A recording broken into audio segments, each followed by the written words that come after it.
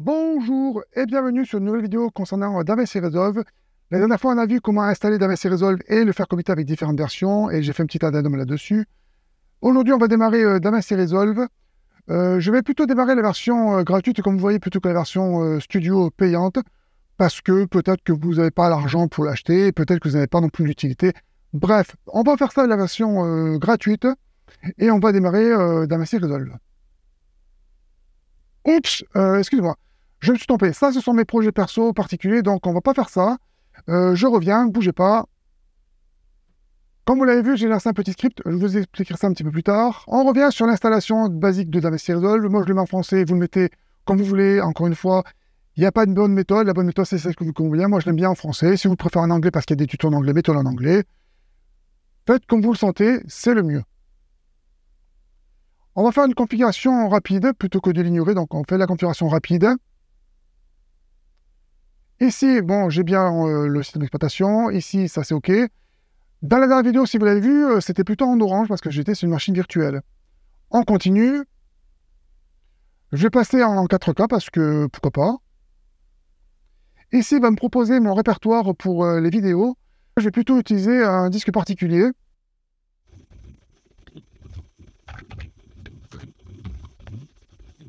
J'ai un disque complet qui s'appelle le disque V comme vidéo.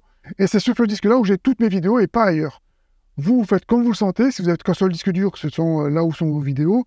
Moi, j'ai un disque qui est dédié uniquement à mes vidéos et toutes mes vidéos sont sur ce disque V. Donc, je ne me prends pas la tête, je mets directement sur le disque V.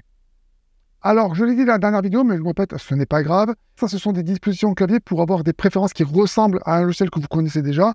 Par exemple, Premiere Pro, vous savez lire, Final Cut, Avid ou Pro Tools. Je le laisse en DaVinci Resolve et je vais revenir un petit peu plus tard sur les raccourcis clavier, on en parlera.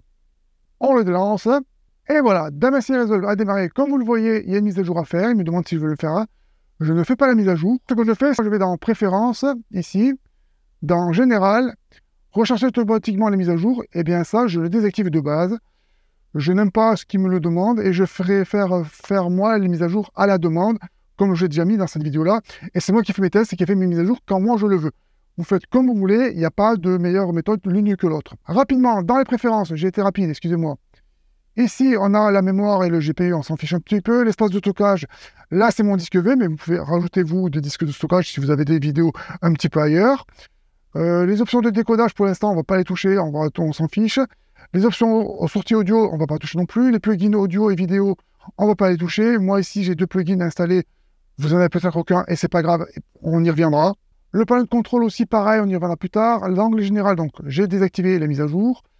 Les comptes Internet, eh bien, comme vous le voyez, on peut se connecter directement à YouTube, Twitter pour envoyer directement les vidéos ou sur un Dropbox pour partager avec différentes personnes.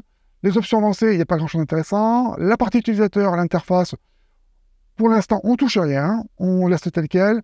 Enregistrer, charger, pareil, on y reviendra. Sur les sauvegardes automatiques et régulières, on en parlera. Sur le montage, pour l'instant, on ne touche rien là non plus. L'étalonnage, c'est compliqué, on ne va pas en parler pour l'instant. Fairlight, c'est la partie audio. Je continue, on n'en parle pas pour l'instant. Les réglages du lecteur, on n'en parle pas non plus. De nouveau, le panneau de contrôle, on n'y touche pas. Les métadonnées, on n'en parle pas. Une chose dont on pourra parler un peu plus tard, mais pas tout de suite, ce sont les personnalisations du clavier. On peut personnaliser notre clavier. Dans mon cas en particulier, je personnalise mon clavier et j'importe mes réglages. Voilà. J'en parlerai rapidement. Grosso modo, ce sont les paramètres de base de DaVinci Resolve. Il y a des touches qui ne sont pas utilisées dans la configuration de DaVinci Resolve. Je me suis rajouté 3-4 touches en plus. On en parlera, ne vous inquiétez pas. Voilà, rapidement sur les préférences. Je vous montre rapidement ici, il y a différentes icônes. On va venir ici sur la page média, sur laquelle on aura tous nos médias avec tous nos disques durs. Ensuite, en bas, il y a la page Cut. Je n'utilise pas beaucoup, je ne m'en suis pas beaucoup servi, donc je ne vais pas savoir bien vous en parler. Alors, ce que je vais faire tout de suite, c'est que je vais venir ici dans Afficher les pages, Cut, et je vais la désactiver. Ensuite, ici, il y a le montage. J'ai switché de la page média à la page montage. Comme vous le voyez, la page cut a bien été ici désactivée. Dans le montage, c'est là où on va faire tout le montage de notre vidéo. On va en parler, ne vous inquiétez pas. La partie fusion, ça nous permet de faire pas mal d'effets, de titrage, de 3D, tout ça. Cette partie-là, là aussi, je vais la désactiver parce que c'est un peu complexe. On ne va pas en parler.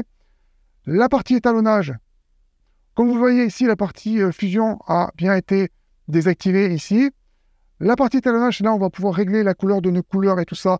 On en parlera, ne vous inquiétez pas. La partie Fairlight, c'est la partie audio où on pourra faire un petit peu du mixage audio.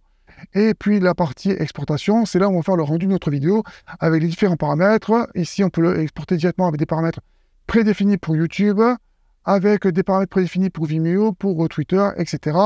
Où on peut se faire nos propres réglages.